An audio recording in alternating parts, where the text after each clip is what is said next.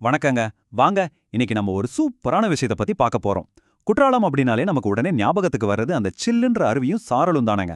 ஆனா அந்த இயற்கை அழகை தாண்டி அங்க ஒரு பிரம்மாண்டமான ஆன்மீக அதிசயம் மறைஞ்சிருக்கு. அத பத்தின ஒரு முழுமையான தொகுப்பை தான் இன்னைக்கு நம்ம பார்க்க போறோம். தயாரா?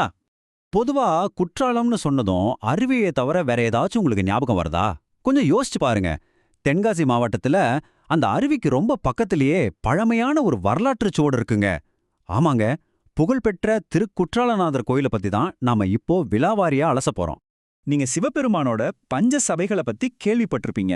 சிதம்பரத்துல பொற்சபை, மதுரையில வெள்ளியம்பலம் இருக்கிற மாதிரி குற்றாலத்துல இருக்கிறது சித்தர சபை. அதாவது கலைநயம் மிக்க ஒரு ஓவிய சபை. இது சிவபெருமானோட 5 முக்கிய சபைகள்ல ஒன்னா ரொம்பவே சிறப்பா போற்றப்படுது. சரி, இப்போ நம்ம முதல் பகுதிக்குள்ள போகலாம். குற்றாலத்தோட இயற்கை எழில், அப்புறம் இந்த கோயிலோட பின்னி பிணைஞ்சிருக்கக்கூடிய சில ஆன்மீக புராணங்கள், இத பத்தி தெரிஞ்சுக்கலாம் வாங்க. இந்த தலத்தை சுத்தி முக்கியமா 3 சுவாரஸ்யமான புராண கதைகள் இருக்குங்க. ஒன்னு அகஸ்தியருக்கு கிடைச்ச கைலாய தரிசனம், 2வது உரோசமர் முனிவரோட மலர் வழிபாடு, 3வது இந்திரனோட பிரம்மகத்தி தோஷ பரிகாரம். ஒன்னொன்னா பாப்போமா? முதல்ல அகஸ்தியரோட கதை. கைலாயத்துல சிவன் பார்வதி திருமணத்துக்கு ஏகப்பட்ட கூட்டம் கூடிடுச்சான். அதனால தெற்கே வந்த அகஸ்திய முனிவர் சிவனை வேண்டி தவம் பண்ணிருக்கார். அவரோட பக்தியை மெச்சி சிவனும் பார்வதியும் தங்களோட திருமண கோலத்தை அகஸ்தியருக்கு இங்கிருந்து தான் தரிசனமா கொடுத்தாங்க. இதனாலேயே இவருக்கு குற்றாலநாதர் அப்படின்னு பெயர் வந்துச்சு. ரெண்டாவது விஷயம், இயற்கையையும் இறைவனையும் இணைக்கிற ஒரு அழகான கதை. தாமிரபரணி ஆத்துல உரோசமர் முனிவர் சில மலர்களை மிதக்க விட்டாராம்.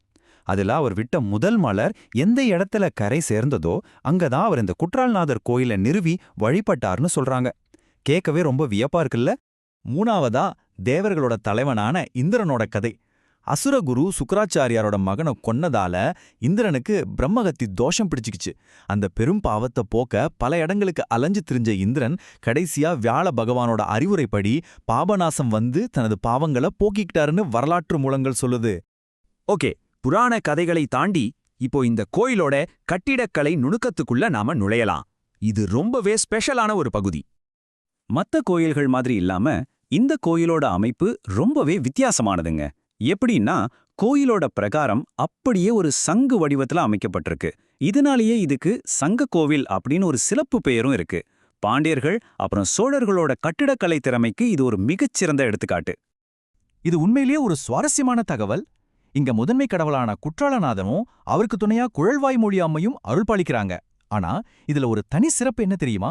மூலஸ்தானத்துல சிவபெருமான் பிரம்மாவாகவும் விஷ்ணுவாகவும் சேர்த்து காட்சியளிக்கிறார். அதாவது மும்மூர்த்திகளோடு சங்கமமாவே இந்த இடம் திகழுது. சமையல்ல. அது மட்டும் இல்லைங்க, இந்த கோயில் வளாகத்துல இருக்கிற பராசக்தி சன்னதிக்கு இன்னொரு பெரிய சிறப்பும் இருக்கு.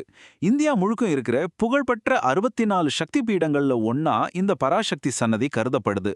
இது ஆன்மீக ரீதியா ரொம்பவே முக்கியத்துவம் வாய்ந்த ஒரு விஷயம். சரி, அடுத்து நாம என்ன பார்க்க போறோம்னா, இந்த கோயிலோட மிக முக்கியமான எல்லாரையும் ஈர்க்கக்கூடிய பகுதியான சித்திர சபையோட சிறப்புகளை பத்தி தான். இந்த சித்திர சபை முதன்மை கோயில்ல இருந்து கொஞ்சம் தள்ளி இயற்கை ஏல் கொஞ்சம் ஒரு இடத்துல அமைஞ்சிருக்கு. உள்ள போய் பாத்தீங்கன்னா இந்திய இதிகாசங்களை விளக்குற நூற்றுக்கணக்கான சுவர் ஓவியங்கள் அப்படியே உயிரோட்டமா வரையப்பட்டிருக்கு. பார்க்கறதுக்கே அவ்வளோ பிரமிப்பா இருக்கும். பொதுவா ஒவ்வொரு பழமையான கோயிலுக்கும் ஒரு தலவிருச்சமும் தீர்த்தமும் இருக்கும்னு உங்களுக்கு தெரியும். அந்த வகையில இந்த கோயிலோட புனித மரமா குறும்பலா மரமும் புண்ணிய தீர்த்தமா சித்திர நதியும் இருக்கு. சித்திர சபையோட உச்சக்கட்ட சிறப்பாம்சமே இதுதாங்க. இங்க நடராஜ பெருமான் நிருத்த தாண்டவ கோலத்துல காட்சியளிக்கிறார். அந்த நடன முத்திரைய இந்த ஓவிய சபையில பார்க்கறது உண்மையிலே வார்த்தைகளால சொல்ல முடியாத ஒரு அற்புதமான அனுபவம்.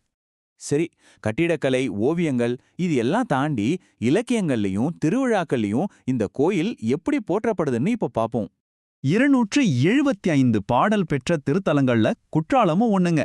திருஞான சம்பந்தரோட தேவார பாடல்கள்லையும் திரிகூடராசப்ப கவிராயர் எழுதின புகழ்பெற்ற குற்றால குறவஞ்சி இலக்கியத்திலையும் இந்த கோயில் மிகச் சிறப்பா பாடப்பட்டு இதோட பெருமை பறைசாற்றப்பட்டிருக்கு.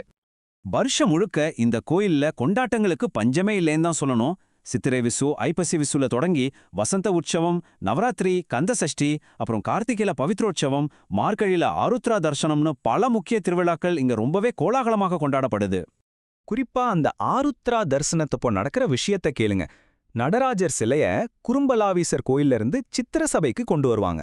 அங்க நடக்கிற தாண்டவ தீப ஆராதனை இருக்கே, அது உண்மையிலேயே கண் கொள்ளா காட்சிங்க. இங்க இன்னொரு ஆச்சரியமான தகவல் என்னன்னா, திருவிழா ஊர்வலங்கள்ல ரொம்பவே நுணுக்கமான வேலைப்பாடுகள் கொண்ட அழகிய தந்தத்தாலான தேர் பயன்படுத்தப்படுது. இது இந்த கோயிலோட கலைச்சிறப்ப இன்னும் ஒரு படி மேல கொண்டு போகுது. சரி, இவ்வளவு சிறப்புகள் வாய்ந்த இந்த இடத்துக்கு நாம எப்படி போறது? ரொம்ப சுலபம். தென்காசியிலிருந்து சாலை அல்லது ரயில் மூலமா வெறும் 5 கிலோமீட்டர் தூரம் பயணிச்சாலே போதும். டக்குன்னு ரீச் ஆயிடலாம்.